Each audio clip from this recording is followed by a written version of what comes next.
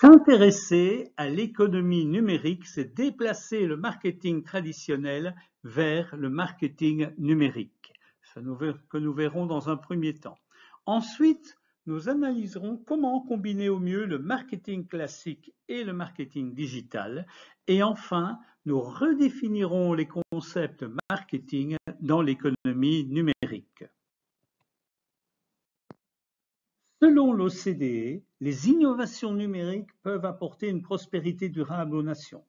Ainsi, la société McKinsey a listé les innovations qui ont le plus impacté l'économie, notamment l'Internet mobile, l'automatisation du travail intellectuel, l'Internet des objets, la technologie dématérialisée, l'utilisation de l'impression 3D et de la robotique. Ces technologies numériques existent depuis quelques années, mais leur impact, alimenté par la convergence des technologies multiples, n'a atteint son point culminant que récemment. Mais à côté de ces innovations impactantes apparaissent des nouvelles technologies disruptives. On parle ainsi de forces disruptives ou de phénomènes disruptifs quand une technologie de rupture porte sur un produit ou un service qui finit par remplacer une technologie dominante sur un marché. Alors face à ces technologies disruptives, la plupart des consommateurs sont passionnés et anxieux. Ainsi, l'automatisation du travail intellectuel a non seulement stimulé la productivité, mais fait craindre son emploi. Un autre exemple, un autre paradoxe est l'Internet mobile. Souvent, cette technique a apporté une connectivité peer-to-peer, c'est-à-dire pair à pair, un réseau d'échange et de partage de fichiers entre internautes, et conduit ses utilisateurs à disposer de l'information de meilleure qualité par le passé. Mais une étude a prouvé que les téléphones mobiles peuvent également nuire aux relations humaines. Tous ces phénomènes doivent être pris en compte dans l'économie numérique. S'intéresser à l'économie numérique, c'est aussi s'intéresser aux innovations numériques et leur impact dans certains secteurs. Alors, si on regarde ces innovations, on constatera tout d'abord que dans le premier secteur, le commerce de détail, l'apparition de l'e-commerce a complètement bouleversé les relations. Dans le transport, les véhicules automatisés sont en train de modifier toute une série de choses. La livraison à domicile devient de plus en plus automatisée. En matière d'éducation, certains cours sont apparus comme les MOOC qui permettent d'avoir des cours en ligne ouverts et s'adressant à tous. Enfin, en matière de santé, on voit apparaître l'e-médecine, une médecine personnalisée et la gestion électronique des dossiers médicaux. Ces innovations peuvent aussi être de nature sociale. Ainsi, les réseaux sociaux ont révolutionné les relations entre les êtres humains. On cite par exemple une série de réseaux, Facebook, YouTube, WhatsApp, Instagram, Messenger, WeChat, TikTok, et encore d'autres. Tout cela est important d'être pris en compte. Le marketing numérique va agencer virtuel et réel, va essayer de concilier apparence et contenu et réunir les hommes et les technologies. Alors, deux éléments sont importants. Il faudra d'un côté déplacer le marketing traditionnel vers le marketing numérique et combiner le marketing classique et le marketing digital.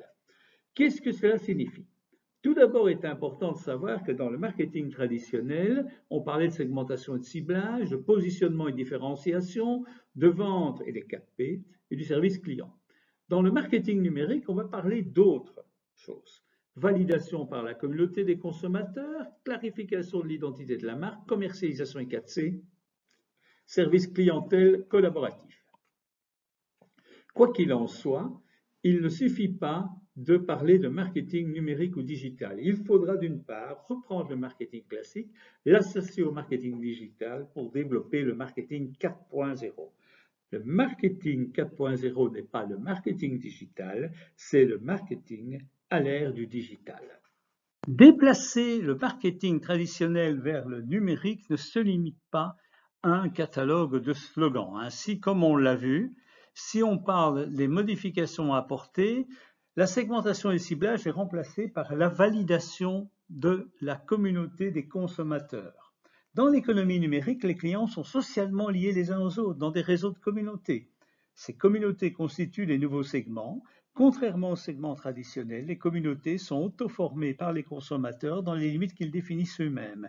Elles sont aussi à l'abri du spamming et de la publicité non pertinente. Pire, elles vont rejeter toute tentative menée par une entreprise pour se frayer un parcours au sein des réseaux de relations. Autre modification, le positionnement de la marque et de la différenciation. L'économie numérique exige clarification de l'identité de la marque. Elle facilite l'économie numérique, les actions menées par les consommateurs pour évaluer attentivement les promesses des différentes marques. Pas question pour une marque sur les réseaux sociaux de tenir de fausses ou d'invérifiables promesses. Bien évidemment, chaque entreprise peut promettre ce qu'elle souhaite, mais à moins que la communauté ne partage le consensus, le positionnement demeurera au niveau d'un déclaratif. Troisième modification importante, les 4 P en matière de vente vont être remplacés par les 4 C. Dans un monde connecté, le concept de marketing mix se transforme vers une plus grande participation des clients. Le mix marketing se redéfinit en fonction des 4 C. La co-création, premier C, currency, la monnaie, le communal activation, l'activation communautaire, and conversation, la conversation, le dialogue avec les consommateurs. Enfin, le département service client doit aussi évoluer.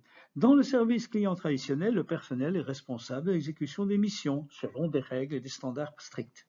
Cette situation place souvent le personnel dans une situation inconfortable entre, d'une part, la gestion des objectifs commerciaux et d'autre part, les demandes des clients. Dans le monde connecté, la collaboration est le clé du succès du service à la clientèle. La collaboration se produit lorsque les entreprises invitent les consommateurs, invitent les clients à participer au processus en utilisant des installations en libre service. Le marketing numérique ne vise pas à se substituer au marketing classique. Les deux approches doivent coexister en exerçant des missions interchangeables tout au long du parcours client. Au début de l'interaction entre les entreprises et les clients, le marketing traditionnel joue un rôle majeur pour faire connaître le produit et attiser l'intérêt du consommateur. À mesure que l'interaction progresse et que les clients demandent des contacts plus précis avec les entreprises, le marketing numérique prend le relais.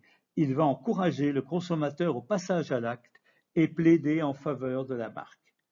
Comme les résultats du marketing numérique sont plus facilement identifiables, sa mission sera de générer des résultats, tandis que le marketing traditionnel mettra l'accent sur l'interaction client. D'ailleurs, les rôles complémentaires des deux marketings sont bien présents. On va, dans ce cadre, regarder la dia suivante qui présente les différents niveaux d'approche du parcours client et différentes étapes.